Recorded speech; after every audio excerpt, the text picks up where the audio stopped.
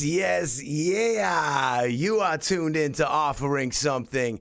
I am your host, Michael Bernier. Feeling so good to be alive. That is for sure. You know that I love you for watching the show. If you're checking it on YouTube, hit that subscribe button for me, please. Yeah. If you're the streaming television type, you can catch the show on the Plymouth Rock TV channel on Apple TV, Amazon Fire, Roku, all that sweet stuff. I got to give some love to our support system at Riverwalk Brewing Company, Enjoy Your Life brand, and the Higher Education Music and Arts Festival. Oh, yeah. We have a fascinating episode in store for you today with a guest who is an activist, an educator, a brand builder, a cannabis connoisseur, a director of business development, a giver of speeches. That's what I said. A compassionate human and a mighty nice musician. It is with high regard that I introduce to you Scott Winters. What's up, man? What's going on, Michael? So that feels as good as the ones that I've seen you do. Now I see like that? Now I see why people are over here. Look at your smile. You're a sweet man, aren't you? I love it, man. That's awesome. Well, thank you. All right, so nice to be here. Yeah, do you feel comfortable? I feel amazingly comfortable. Everything's all right. I've been in your space before. I know. It's kind of like a nice. Well, it's nice to have you back and in this nice to be element here. And talking about this topic. Yeah. So my first question to you, Scott Winters, are you happy? I'm at the. I've never been happier. I'm at a really great place in my life for good people, good community, great work life, and family life balance. Really now let me things. ask this: does the consumption of marijuana play a role, or cannabis, in this happiness? Absolutely, says Scott. Yeah. So I've been treating some mental health stuff for a long time. So yep. I always tell people that, my relationship with my better half, Kirsten, of 13 years wouldn't happen if it wasn't for cannabis. There it is. Now, let's take it back in the days like a mod. At some I don't get know the what reference? Is. I don't. Back in the days when I was young, I'm not a kid. All right, anyway. Oh, I'm sorry. So you're inside the stomach, you're kicking. Oh, yep. Rubbing the lining. Motown's playing through some fluid someplace. You're hearing it. Yeah. And then boom, you're out of the stomach. Oxygen's a thing, right? Yes. Where are you? I'm in Buffalo, New York. Buffalo. Town of Tonawanda. Yeah, right on the Niagara River. So oxygen. The what? Town of what? Town of Tonawanda. That's the name of the little. Tonawanda? It's actually the little suburbs called the town of Tonawanda. Like town of is part of the name. Oh, really town of Tonawanda. Yeah. I can't say that. No, you don't have to. That's a little bit outrageous. So it's the last little community you go through if you're going to Niagara Falls from the American side. I'm not that familiar geographically with the situation. We're 15 minutes outside of Niagara Falls. So how long are you there at the eighth wonder of the world? Third generation, 15 years. So third generation, same house, same neighborhood, kind of in the middle of an industrial wasteland. I shouldn't say a wasteland. Parts of it were wasted and parts of it were fully active. So okay, all the oil refineries, FMC, Niagara Mohawk Power Plant, DuPont Chemicals, Dunlop Tire. It's a working class Chevy. Community that you're growing up in. It's only 18 family homes. 18 family homes. And then the rest of the suburbia didn't know we existed. So you live in an 18 family home. Little three street neighborhood. Wow. Basically. Okay. Completely surrounded by woods, the Niagara River, and all of the factories that I mentioned. Okay. So you have family, brothers, sisters? I have a sister. You have a sister? I do. She was born when I was like 15. Her? I do. I do. We actually. There was a stint where you didn't, maybe. No. Like most families. We can, but we've recently reconnected. That's another part of my happiness. That's beautiful. Is that I remember when my mom brought her home and put her down on the couch, and I You weren't into it. This sounds corny. No, it wasn't that at all. I've never seen that look in a being's eye. I never knew what love really felt like until the day my sister looked up at me from the couch, man. It was, look at this. It was amazing. I never felt so warm and good. It was just an amazing experience. Yeah, what a great. Sweetheart you are. All right, so here we are in this Buffalo town here. You got your sister that you love, some parents around. Mom. You got mom? Grandparents. Okay, you go to school? I did. Do they have schools there? Did you have to leave the town of Tonawanda? I did. I went to both public and private school, and I got pretty seriously homeschooled on top of all of that as well. Okay. All right. Pretty educational-based family thing. Are you playing baseball, soccer? Oh, yeah. Baseball? Oh, everything. All backyard stuff. I tried to play side yard sports, I like to call them. Man, yeah. Okay. Yeah. So I tried to play, go to school and do it, and I was like, wow, these guys pitch really fast, and why is everybody so damn mean, Calm down now. I know, yeah. So 15 comes, and what happens? Where do you go? We moved to Colorado. You go to Colorado. My mom was an activist. She took on the chemical companies and lost, pretty much. They beat her up pretty good, and so we split. My mom's like, I'm not going to raise my second kid in this mess.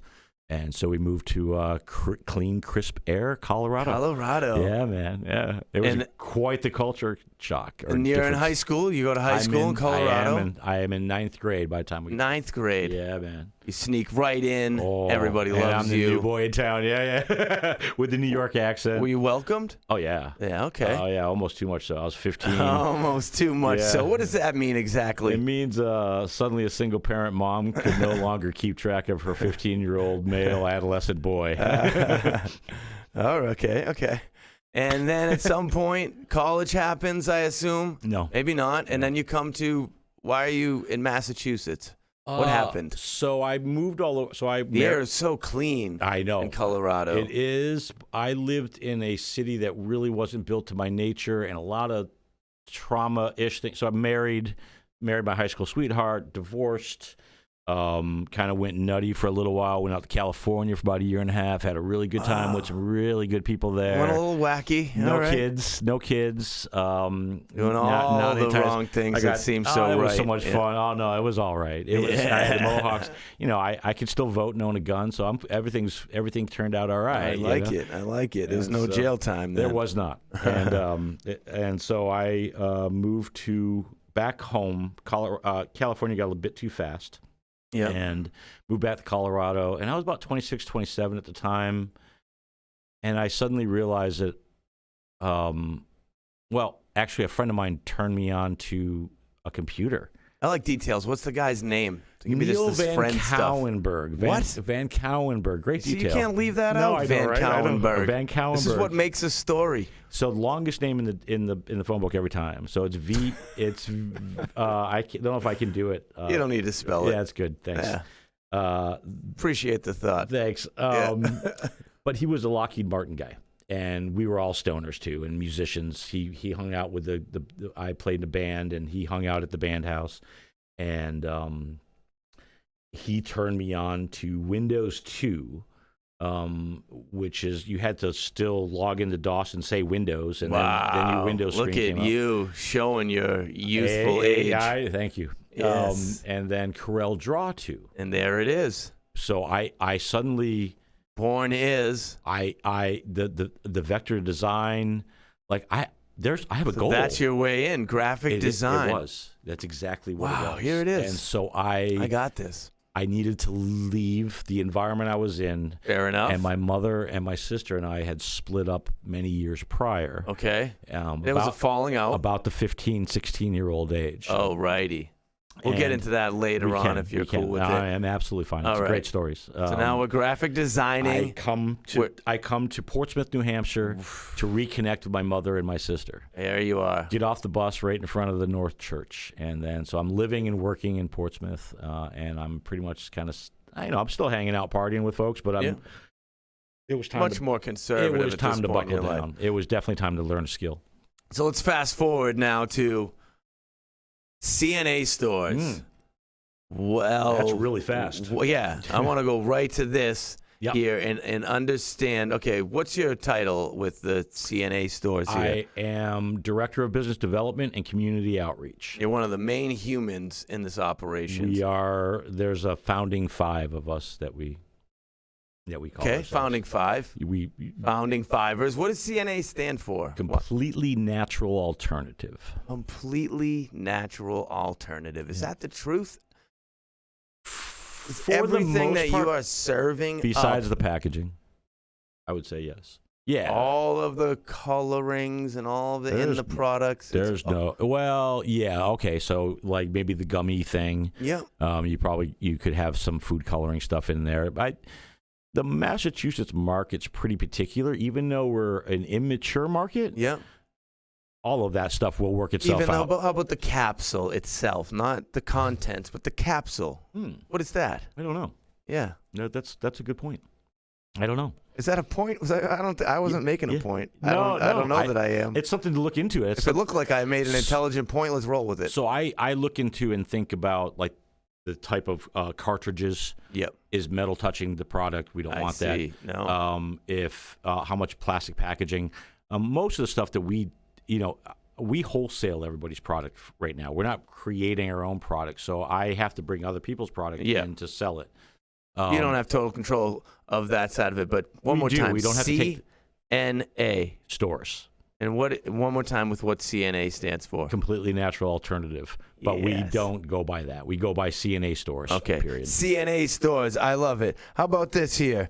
What's the actual mission or objective of the store? I know that there's more than serving up recreational. We have this mission Quality, integrity, commitment.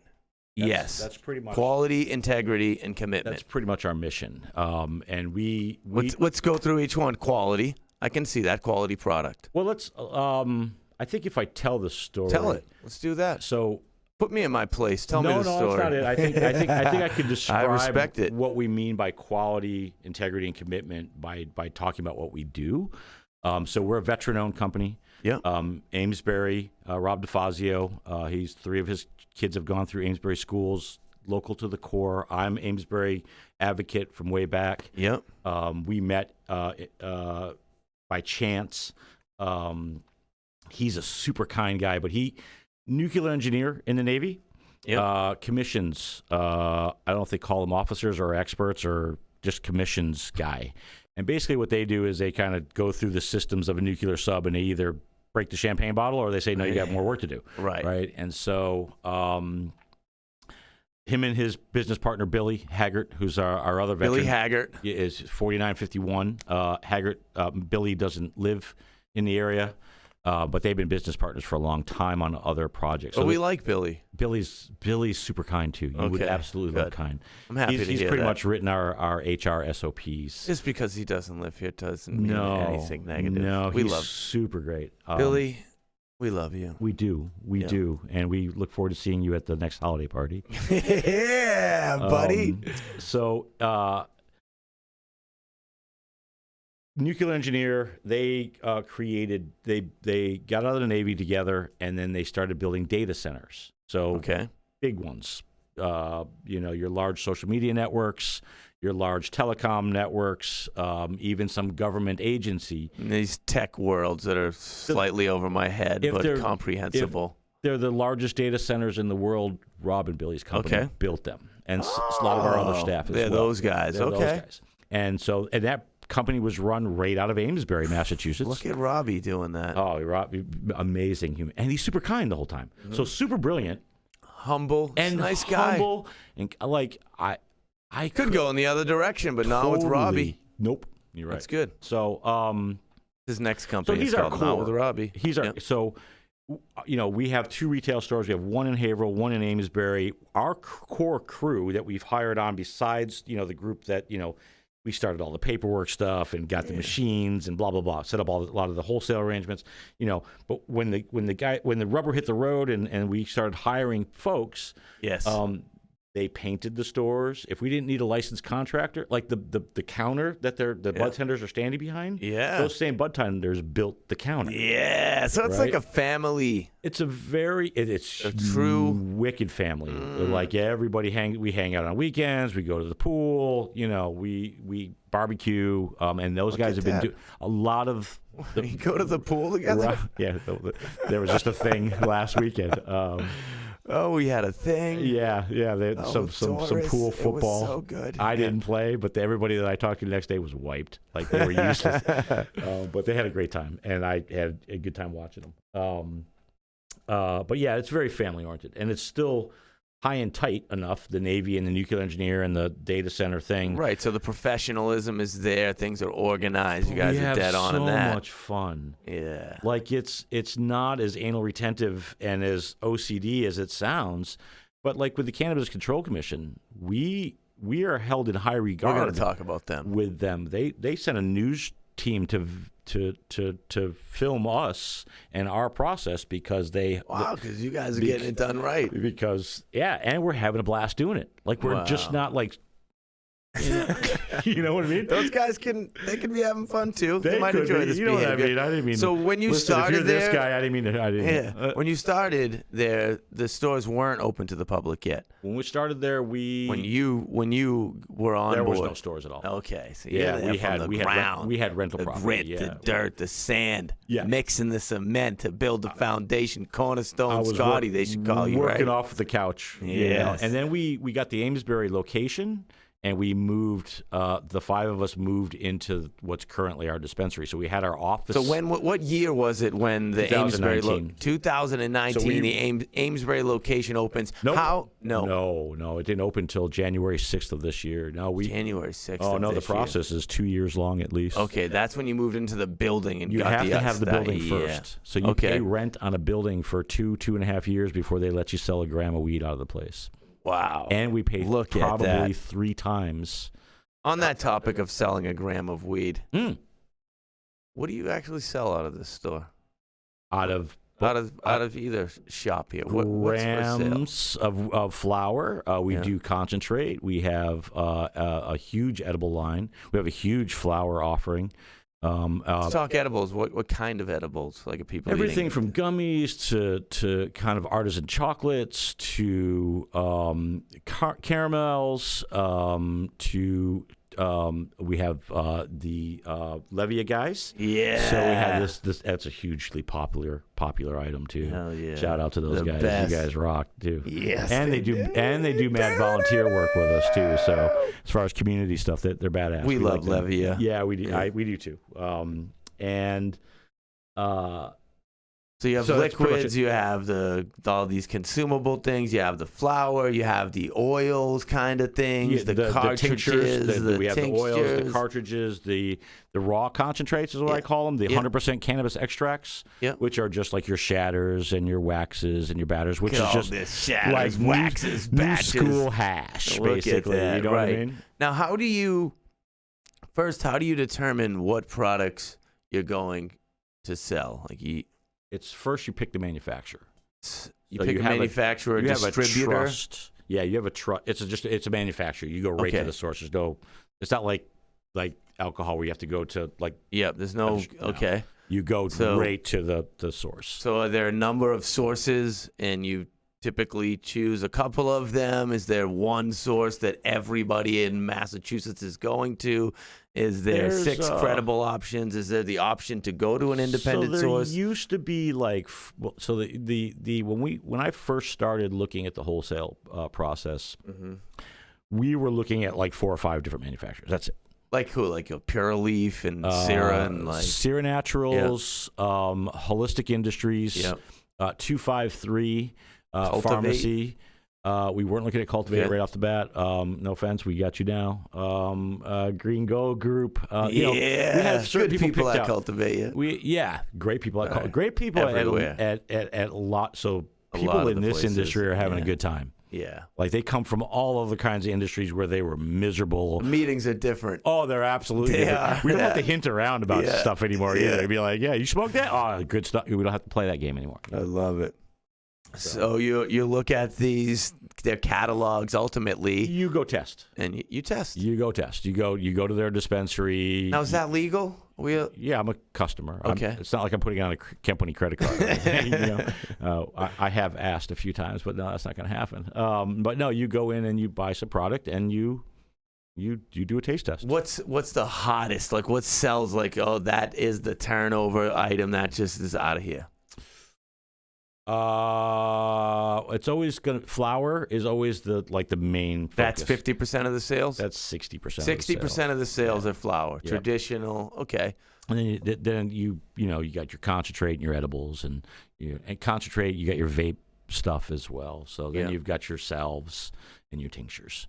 And that makes up like the smallest percentage. I would say so, yeah. And I think all of these things are subject to change too. I think like my medicinal product is going away, like it's been discontinued. So I'm looking pretty heavily at some of the tinctures to replace my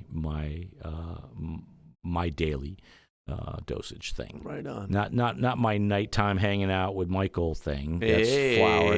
That's a different thing. But my daily morning medicine, I need to find a new alternative. And I think it's going to be a tincture, actually. So I can add it to water. True. So let's go. We're back at the location here in Amesbury, and we're going through the process of that 2.5 year period, and specifically, do you feel that the regulations and the rules and the codes that are surrounding the cannabis industry are too strict? Are they too easy? I think it's a mixture of both. I think we have definitely had prohibitionists at the helm of a lot of the regulations.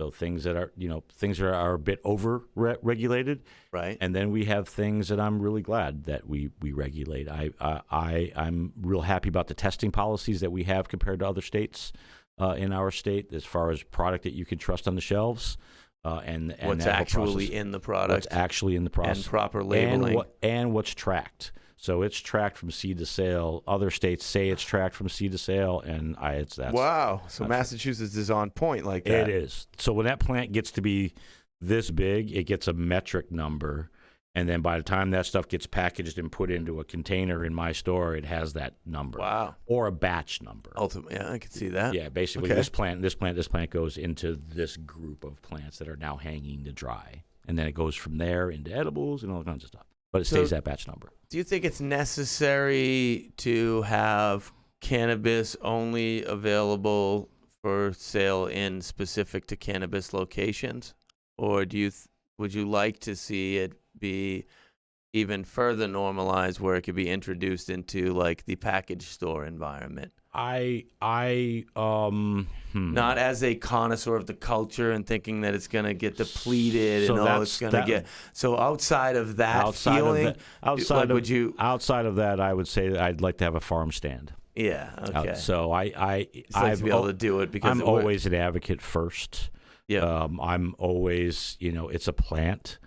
So do you feel like you're like kind of losing a little bit of like the the grassroots of the cannabis culture, and now it's all mainstream and people are like hopping on the pop train? You got to balance. So I went from advocacy work to the mayor of Amesbury appointed me to the state's first cannabis committee, and Amesbury had that committee, was the first committee in the state to we didn't talk about school budgets, we didn't talk about anything but weed. Wow. And how do we regulate this in our city? We had town cops, we had town health professionals, we had addiction control specialists, we had local businessmen, our businesswoman, we had a member of NOAA, and these are all local town folk, and even a member of clergy on this committee.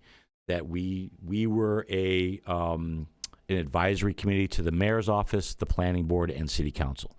So we didn't make the rules; we just suggested them. You were the guys that were looked to have the actual true knowledge on it, and we're going to present what we think should go on here. Absolutely. You say there was local authorities involved in that? Yes, there definitely was. Is it that's legal two different hats, though. Can you be a police officer and smoke weed? Is that not at the moment? You no. can't.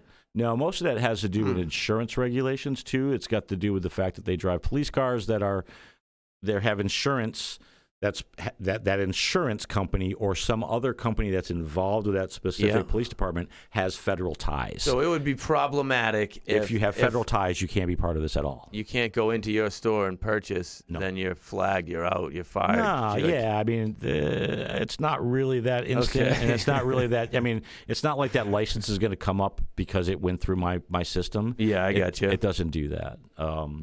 But that's why who is the actual audience that's coming into the store? Is it completely like all across the board? It's the whole gamut. Everybody, all ages. Is there ever a person that surprises you? You're like, wow. Not anymore. Not anymore. In the beginning, you were like, wow, look at this guy. In the beginning, I was just like, you do what for a living? Wow, yeah, okay. I'll pass it. You see them when you're out in town. You're like, dude, that guy eats 600 milligrams. Well, so that's why I fought. So yeah. I don't have kids. I don't have. So it was easy for me to speak. It was easy for me to go to town hall and speak my mind, and then get private messages. Yeah. Saying go dude. And these are the people that are they work in the school districts or they own large properties or they're prominent members of the community that can't speak. They can't come out of the cannabis closet is what I call it. And so I did it. I brought it out, and they showed up, and we voted together. And that's how it worked. But that's a different hat than when you're starting to regulate in your town. So before it was cannabis first, everything else second. Now you're a government official. It's community first, cannabis second. Yeah. And now I work in the industry where it's trying to keep all of those hats. Because that's the genuine nature of our industry is that you have to keep all of those hats.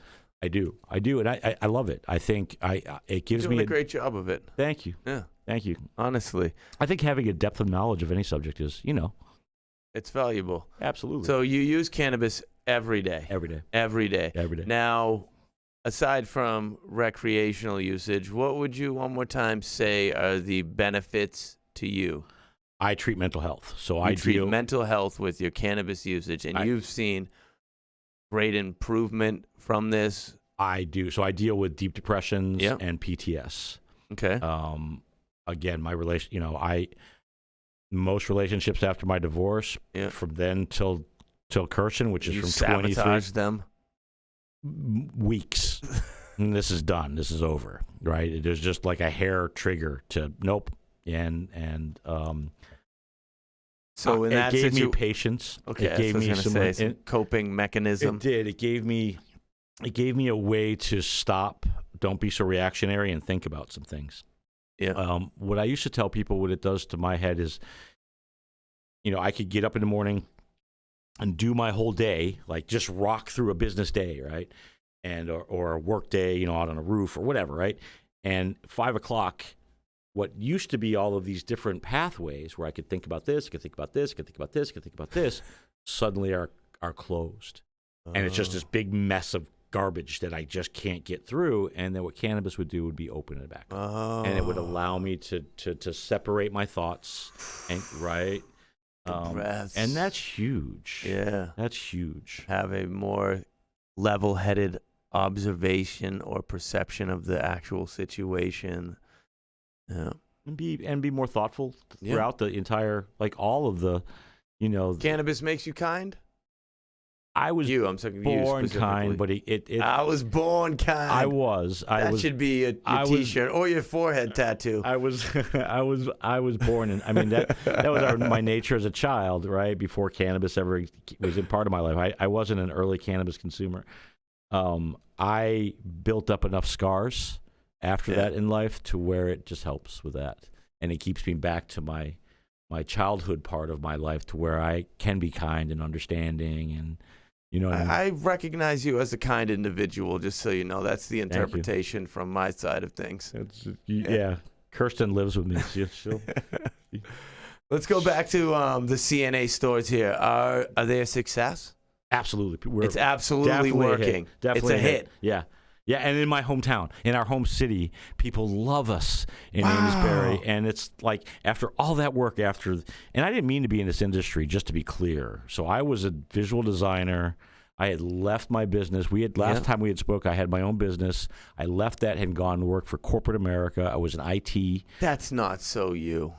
It was, hey, you're going to give me interesting projects to work on, and I'm going to work on them, and you're going to pay me, and I don't have to chase any money and bid the next contract. There we go. Yep. That's pretty clear. I'll do that, and then I'll leave that and go home. Right. Okay. And I loved it. Fair. I hit the side of a truck at 55 miles an hour on my motorcycle on my way home from work, and that changed a lot of things. I like your ability to brush over that. Yeah, we could that's go a very into that traumatic later. experience in your life, and it was huge for my community. So life. let's, I hate know, to right? say Sorry. this thing about detail that I like, but what kind of bike are you riding? At that time? Yeah, when the accident occurred. At that time, it was a Harley. I've ridden everything. Okay, so at this moment, you're driving a Harley. Yep. And what's the truck that you end up? It's an SUV, blue. And you are mangled. 55 miles an hour. I am pulverized from the waist down.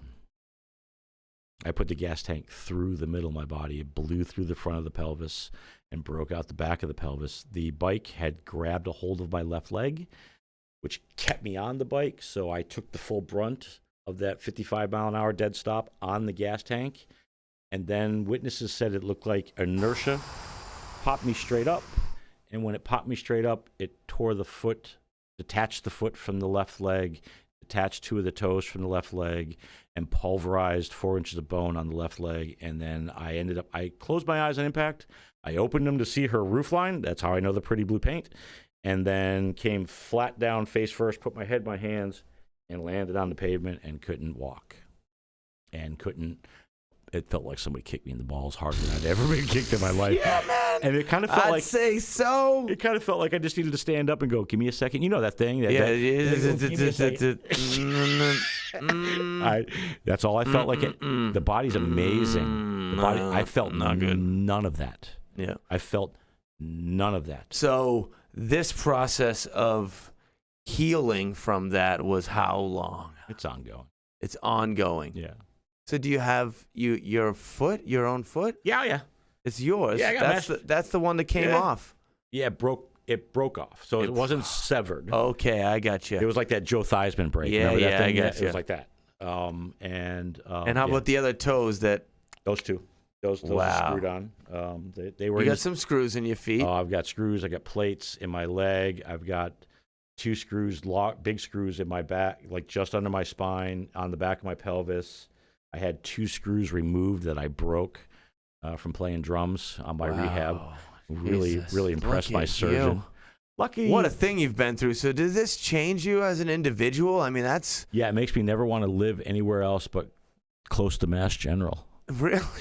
You know? If that would have happened in Arizona, I'd be wheeling into this interview. Oh, my gosh. You know So... We live on real high ground here. That's all I want to say. Indeed. So... wow. Oh my gosh. Sorry. No, it's amazing. And so here you are back together again and wow. Amazing support. So Amesbury rallied around my family and I. The mayor was my first visitor when I got home from the hospital 6 weeks later. Kids made cards, made cakes. People I didn't even know. Oh my God. So Your community outpoured their hearts for you. Changed my life. I was on my own at 16 years old. So I've always been I've done this myself. I built this myself. I was that guy. All of a sudden, you're changing into this person that accepts love from others. Not just that. I've always accepted love. Love is good, but I never felt supported through other. And suddenly now my neighbors are watching me, so I've got to work.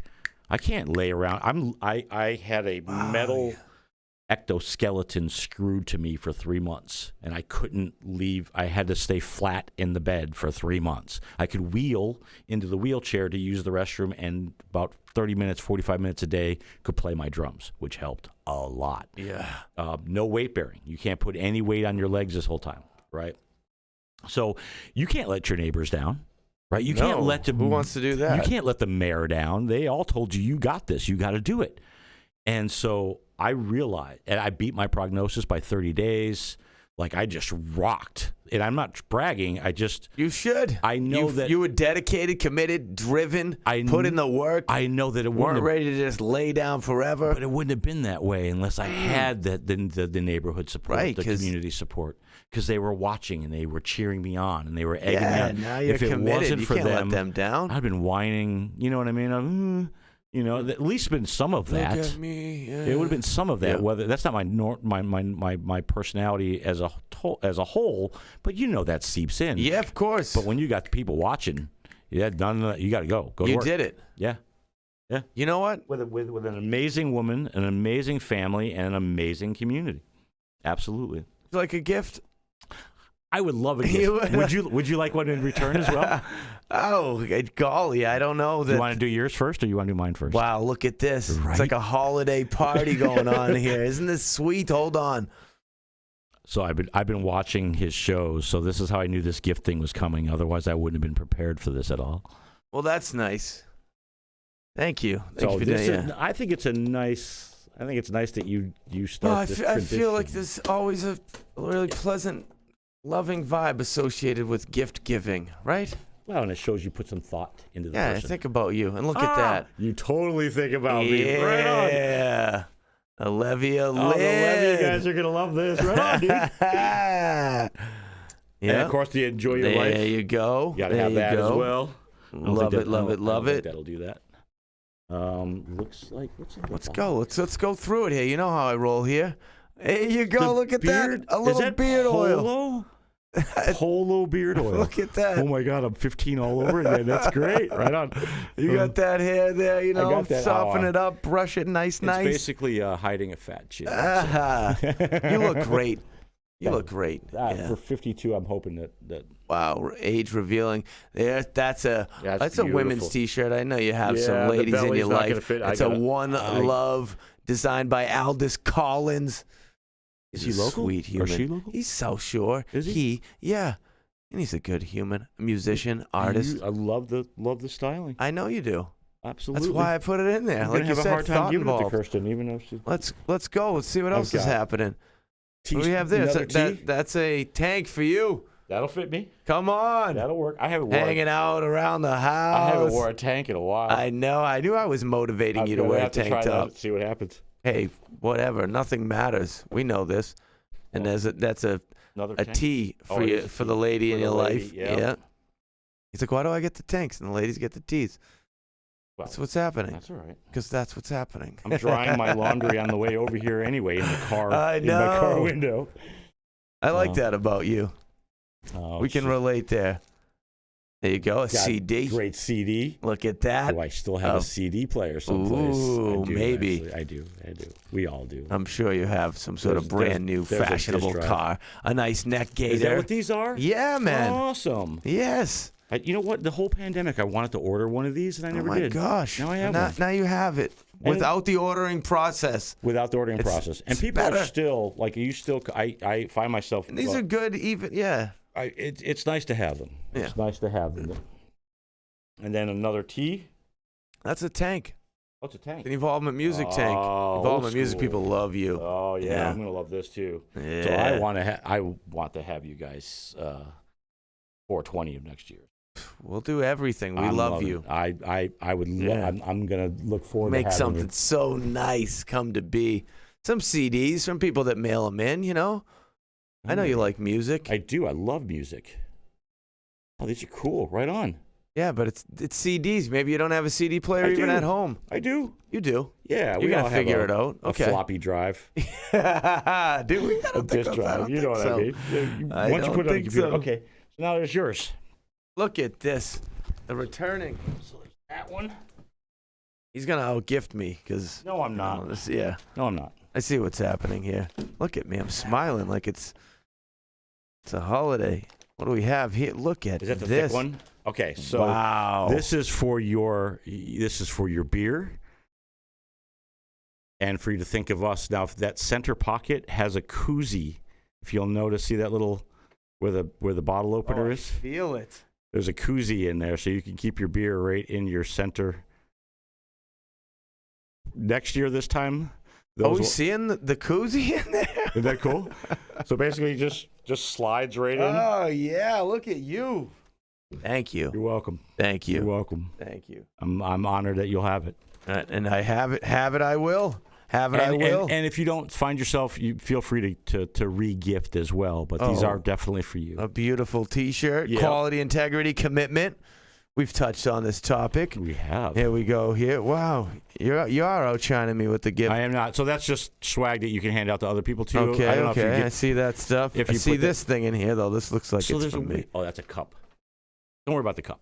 Don't worry about the cup. So there's these little things in there. They're like, that's for you. Ooh. So that's the dugout.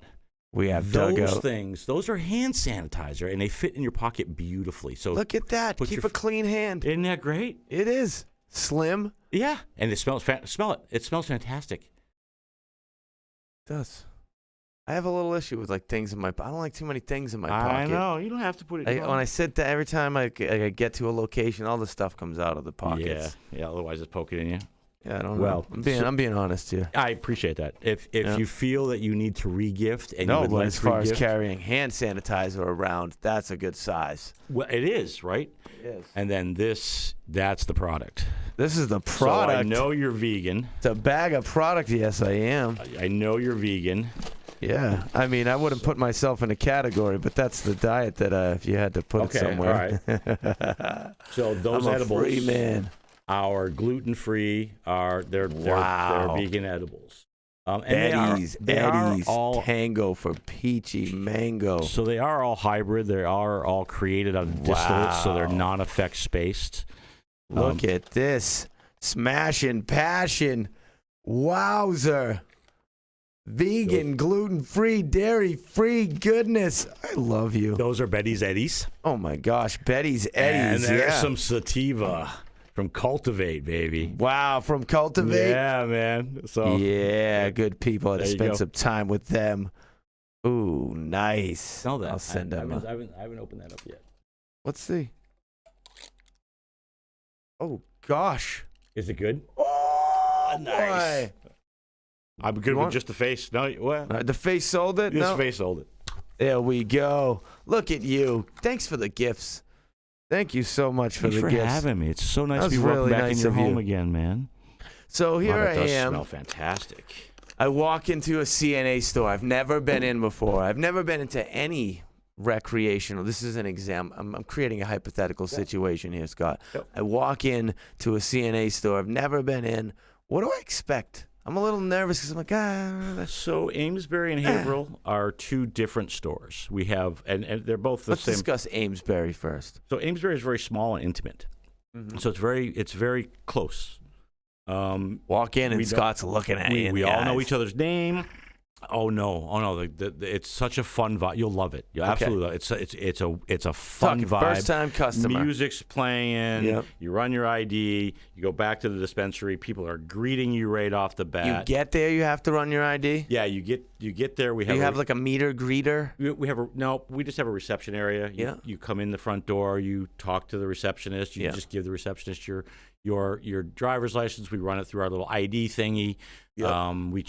If the ID thing accepts 50 states. Okay. So it reads it wipes all that stuff clean, give you your ID back, we buzz you through the 30-second process. Easy, unless we get chatty. Okay, which happens a lot. Just fun. Which is fun. That's different. That's acceptable totally time like passing. Yeah. And there's no rush in any of this. We build these little lounge areas in each one of our stores. In Haverhill, we have two, and that's for consults. If you want to talk about your weed purchase and what your needs are and what your needs aren't, and you just want to be more comfortable, we can pull you out of the line and the hustle and bustle. Is where you all feel of the pressure. Staff that knowledgeable to be able to sit in counsel? Oh yeah, man. My staff knows way more some days than I do. Okay, I walk in. I do my little ID thing. I come around the corner and then you go right into the dispensary and you open it up, and it's the old Foley's in Amesbury, so it's a smaller store. It used to be an eyeglass store, and 20 by 30. How big is it? It's probably as wide as this room and probably 4 times as long. All right, so we're looking at some kind of like a I want to say 2,000 square feet with the vault, maybe. By 60, The 70. back of the Cool. house. With the vault. You got to have the vault. Yeah. All right. So I walk in. I'm seeing immediately Counter on this side, open space. You got some bongs on this side from Witch Doctor Glass. We carry Salem, Massachusetts hand blown glass. Hence Witch Doctor. Yeah, Witch Doctor. They're fantastic. And then some other paraphernalia stuff here. We have our apparel now. And then right over there we have this big, beautiful bay window that we can't allow people to look in, so we have it whited out. Yeah. But it lets in all this wonderful natural light. That's where our consult area is. We have the 4 chairs and the little coffee table, a nice little setup, and then the bar. So then the counter goes the other way, and you ask your bud tender and have a conversation. So here I am. I come up and I'm like, "Hi, I have never used cannabis before, but I'm ready to do it. What do you suggest I do?" Well, what are you looking to do? Are you looking to... Just trying to have some fun, like I want to lively? Hey, yeah, I want to be a little lively. Maybe chat with some friends. Do you deal with anxiety at all, or? Nah, I'm just like hanging out, feeling good. Do you mind smoking, or do you want to do a strictly edible type of thing? I want you to tell me what I should do. Well, I mean, if you're comfortable with smoking, I would recommend smoking flower. Okay. Or a pre-roll. If you a pre-roll. A pre-roll. This way, you're not heavily invested into one strain, and you can kind of try what you may or may not like. You could take little puffs off it, and you could put it out and smoke a little bit later. We also have some 3-packs that are smaller. Yeah. But either way, as a new consumer, you probably take a few puffs and put it out. Does this happen? What I'm doing here? All the day. All the time. And most people leave with like one pre-roll. Most people are leaving a 3-pack. It depends on the folks, but most folks these days. I mean, for the first time person. Edibles. Edibles. Yeah. It's always edibles. And it's people just don't want to smoke anymore. Yep. Is what the deal. And those of us that have gone through the smoking thing, I don't care. You know what I mean? I do concentrates personally. I do flower personally. So I'll do a dab, or I'll do a bong hit or bowl or joint, or and then I like my edibles at night usually. So aside from all the green things and the cannabis things that you're doing for work and for fun, what do you do to enjoy your time away from that stuff, or even if it's happening with it? What are your hobbies? You play music. Yeah, so I have drums. I do. Yeah, I have a rehearsal studio in my basement. I don't. I'm not loading drums at a show ever again. That's the not legs happening. just don't work that way. Go anymore. Downstairs and you play the drums. I have a room that's blacked out, that's pre-padded. I have all the disco lights. I have a fog machine, and I usually will have 2 horn players, a percussion player over there, drums. What's going on in the basement? Yeah. I've got recordings that are just fantastic. I have a 32-track digital recorder that records the entire session, and we just do improv. It's just like this conversation, man. We just go. That's 1, 2, 3, epic. go. It's fun. Right downstairs. Right down. My girlfriend loves it.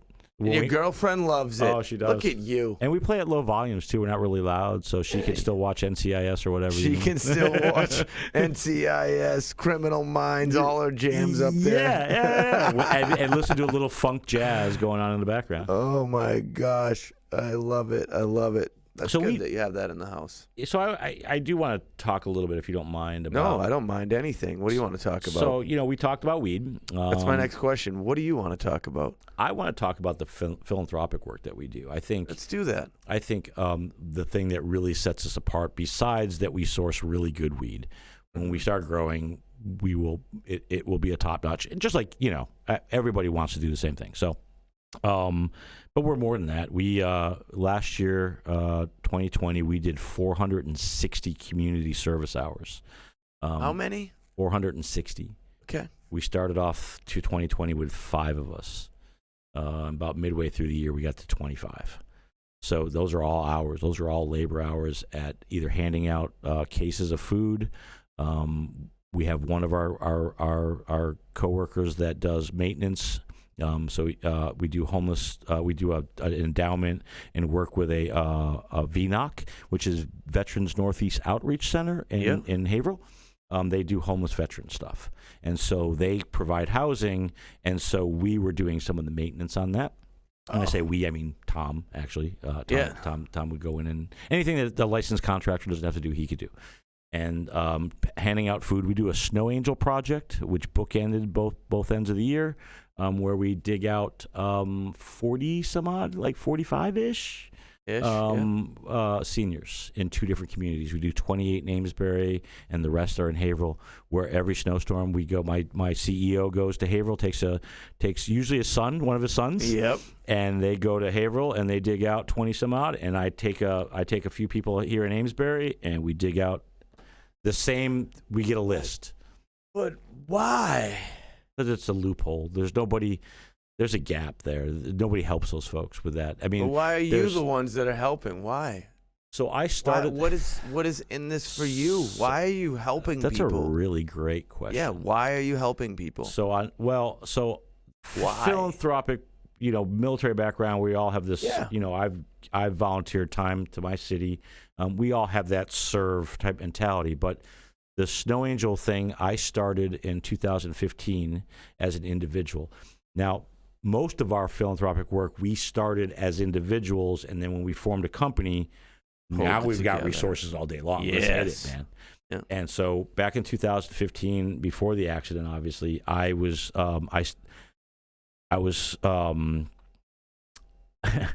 I had some time, and there were people just calling out. 2015, we got it was Boston's heaviest. It was the most snow that Boston, Massachusetts had ever seen. What a year! Yeah, so that's saying a lot. Yeah. If Boston hit records, right? And so seniors, there's no program for that. You can get food, you can get health care, you can get all these things. You can't get your walkway shoveled out and get some groceries. You can't get your EMT won't be able to get in. Yeah. Right. They can't. No place to move the stretcher if there is a problem. Right. And so people start putting help out on Facebook. And so I started doing it and then I created this buzz where people started helping me and helping us. And you go there, I go here. And we just did this thing for 2015. And I won a couple awards from the city of Amesbury for it. And then had that stupid accident. Yeah. And I couldn't do it again. And so here I've got this slightly deflating. I've got 2 plaques on my wall that I've taken from the city for doing this great project that I can't do again. It's how I felt about it. And so as soon as we formed a company, I was like, hey. And we started doing it. So I can direct this wonderfully. The senior center puts us, they vet all the names. So I'm not having to go to Facebook. And so basically the seniors in Amesbury or relatives of seniors in Amesbury can call the senior center. They vet you, put you on a list. I get that list. I plot it out. We go do it. That's wonderful. Everything. And the same thing with Haverhill. The city of Haverhill, we do through VNOC as well as the mayor's office. So you call 311 in Haverhill, and you can get your family or yourself on the list. 311, Haverhill, Mass. So ultimately, you're doing this because you're good people and you want to help. Yeah, absolutely. That's so nice. What? What? That's great. So our industry, as an advocate and as a government official, we baked certain things. I love saying you're so clever. Right into things. There's a lot of puns in this industry. Yeah. We're just cultivating relationships here. That's what we're doing. So there's things that have been baked into the regulatory stat. Cannabis companies have to give back. It's part of the thing. Yeah. So we're obligated to 100. Got to make sure you look good. We're obligated to 100 community service hours a year and $5,000 charity thing. Yeah. We do a $25,000 a year endowment, and we did 460 community service hours a year. Right? So we go well above. Beyond, yeah. None of this stuff's on paper. There's no, I'm not, 100 community service hours gets submitted to the Cannabis Control Commission, right? This is where we did this, right? There's 360 that don't, right? That I don't care. They do know. I talk enough about it. They know exactly. People are aware of it. But everybody knows. Yeah. And that's, you don't need to be doing it. You are doing it. We are doing it, and we do talk about it. It is what it is. It is a differential. It's what's happening. It's the truth. It's okay to speak the truth. Differentiation point. Thank you. Yeah, nice. Here we are. So that's. I said you were an activist, an advocate in my intro. Are you out there at some points with a megaphone? Not as much anymore. Not as much anymore. Not as much anymore, but you had a megaphone before. I did. I spoke at city halls, and I still speak. I'm very public about certain topics. You are a giver of speeches. I am. And you told me you've given speeches at City Hall. Let's talk about those in particular. Okay. What are you doing at City Hall? It was just so when medicinal was getting introduced to the area. Yeah. So we had the first grow facility in the state in Amesbury. Okay. Right. So that's 2014.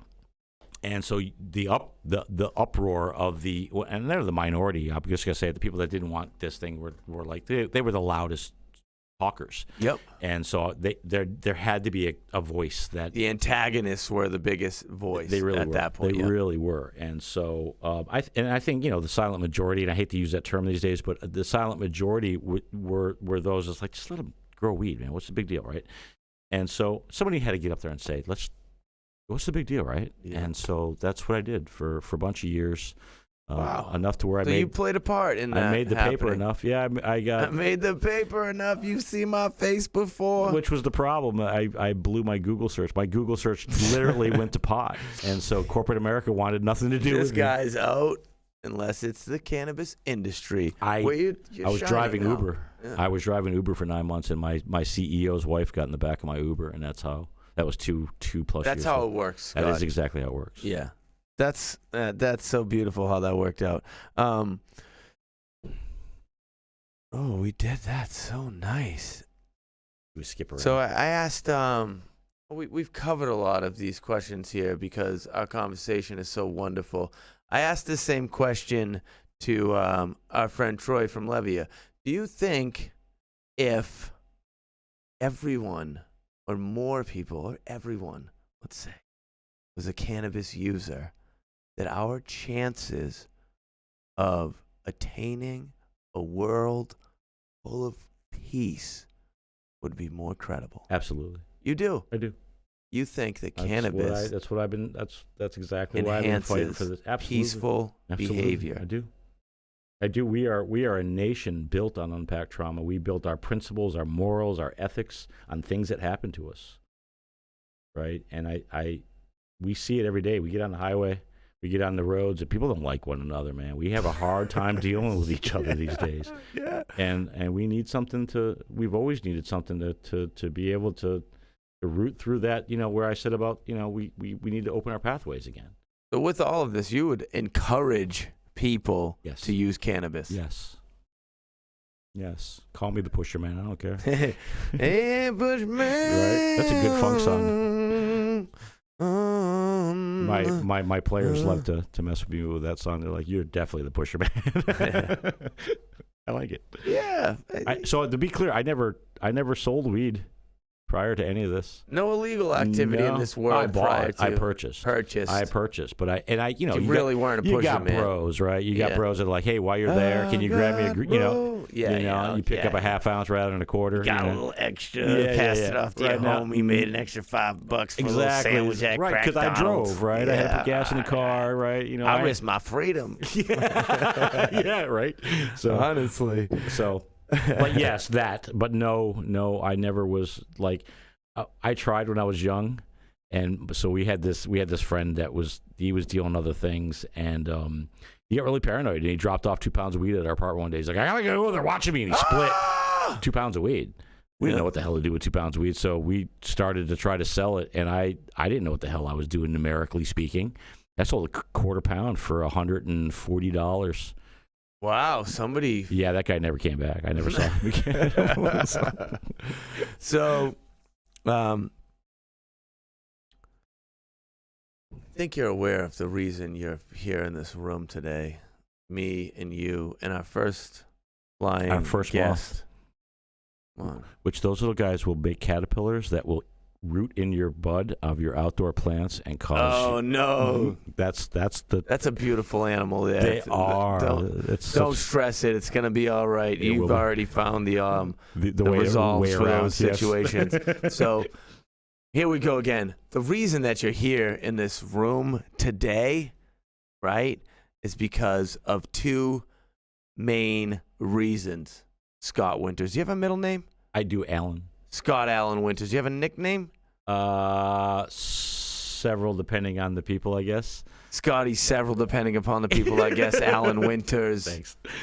I can hear my coworkers go, tell him Scooter, tell him Scooter. Scooter! This is what I was going to say. It's my least favorite one. So, first thing is, man, it's so wonderful that you have taken the action to develop this incredible success and support system in the world of cannabis that you are passionate about. You found what you loved. It came to you, I stumbled which into is it. beautiful. You stumbled into what you love. Yep. And now you are thriving and excelling and enjoying your time and creating a world for yourself with financial stability, all the things, and loving it. It's great that you're doing something that you enjoy with your time. All right? That's what I'm saying. I respect you for doing that because it's so easy to do something just to get some money, and then hey, there it is, and I'm just trying suddenly to make, you sound like that too. You got your soul gets sucked right out of you. Suck your soul right out. But you're not doing that. I love you for Not it. this time. Yep, feel good about that. All right, not this time. Never, ever, ever again on this run. I'm with you on that. Okay. I'm with you on it. Yep. Second thing, you're a nice guy. Thank you. You know how valuable it is to be offering something that is positive and that is received with warmth and care from someone. You're offering a good thing. You're a positive influence. You're kind. People like you. I like you. We don't really even know each other. We're talking to each other like we know each other. It's because you're a nice person. You've let your walls down. You're open. I love you for having a positive influence and for being a good person ultimately. I appreciate you for the same reasons. Yeah. I've been following your work for a long time, and you're always like, I met you years ago, and you were super happy, and you were super kind. Whether you were, whatever you were going through then, and whatever you're going through now, you're always super kind and super intelligent. You gotta have a good day. You respect the people that you're talking to. Because I sit here knowing I can learn from you, man. You can elevate the conversation, and well, at least this is the part that I guess I wanted to. My agenda was let's get your agenda. Spread it. Right? Yeah. There's a commercial. That's an underlying agenda. Do you remember that commercial happiness. where might as well have a good time. People are walking through their life, and like this person picks up this thing that this person dropped and hands it to them, and then they do something nice, and they just kind of walk through all of these people's lives that have done like nice things for each other, and you see all the good that just that one little positive helping somebody out or opening a door does. The trajectory of these things of you souls. honestly think about in your own time. You're like, absolutely. I'd really like the world to be a friendlier place. Yep, I do. Psychedelics back in the day helped with that too. Absolutely. Scooter. Oh boy. Michelle's just rolling right now. I can see it. Scoots. All right, you want to play a game? I know Sure. you like playing games. Here we go. Do I need to move anything?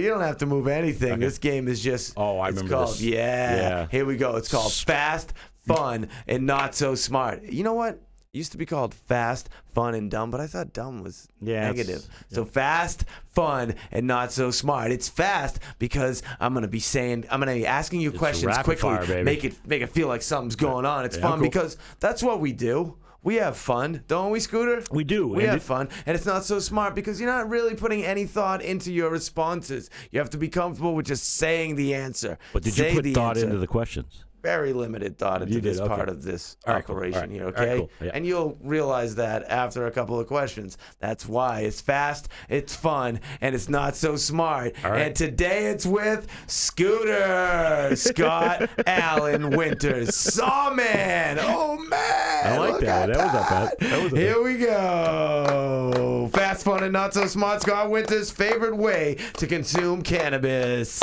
Dab. Seaweed salad or steak and cheese sub?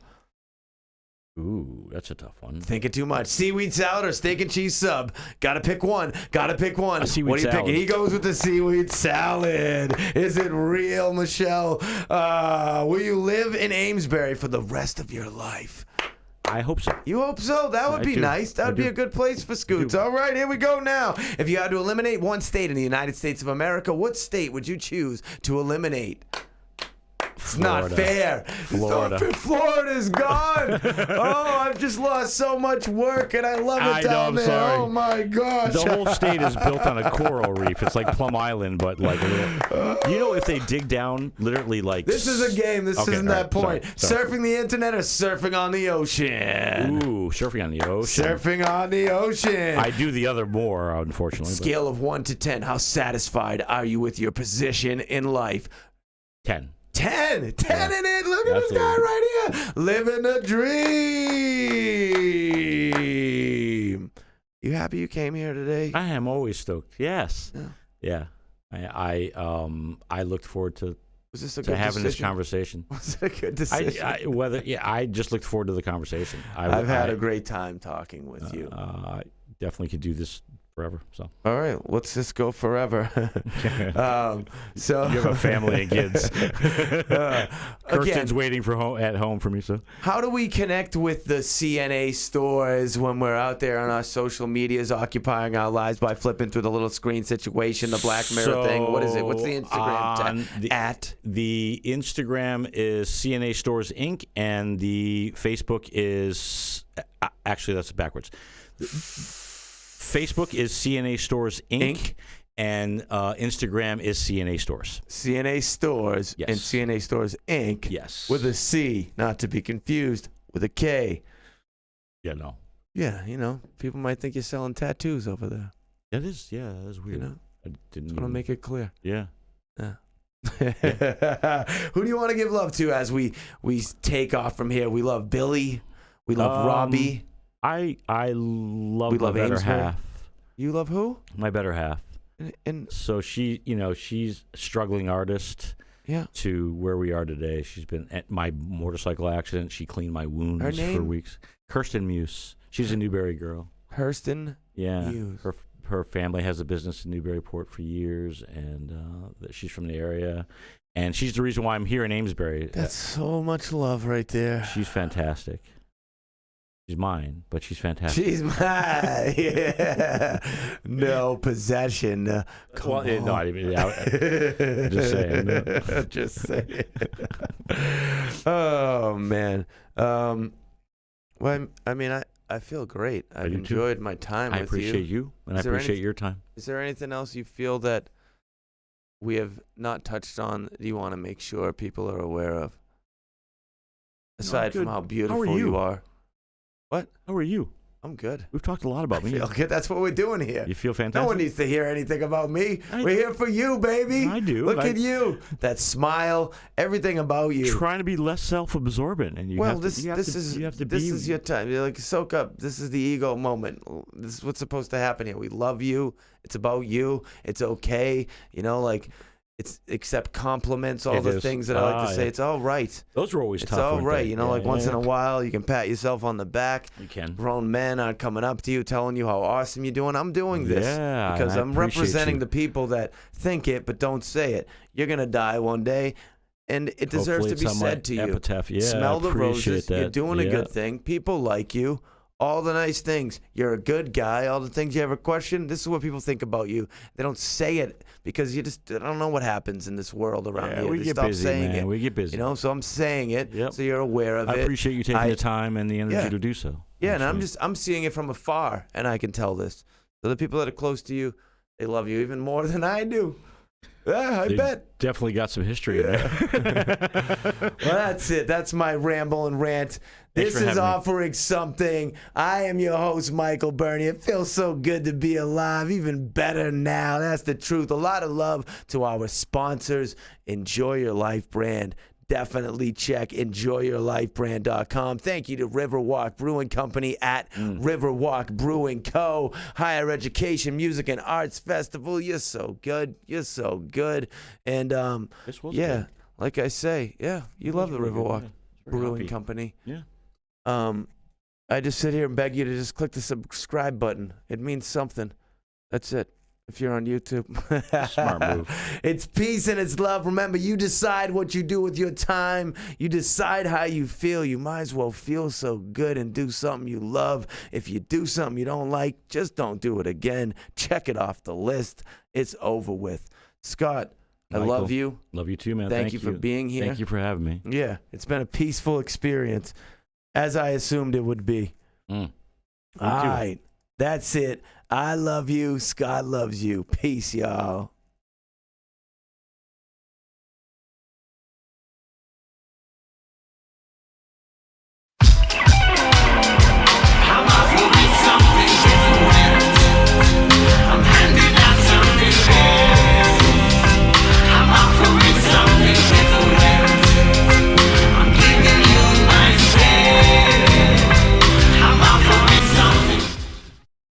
Watch what I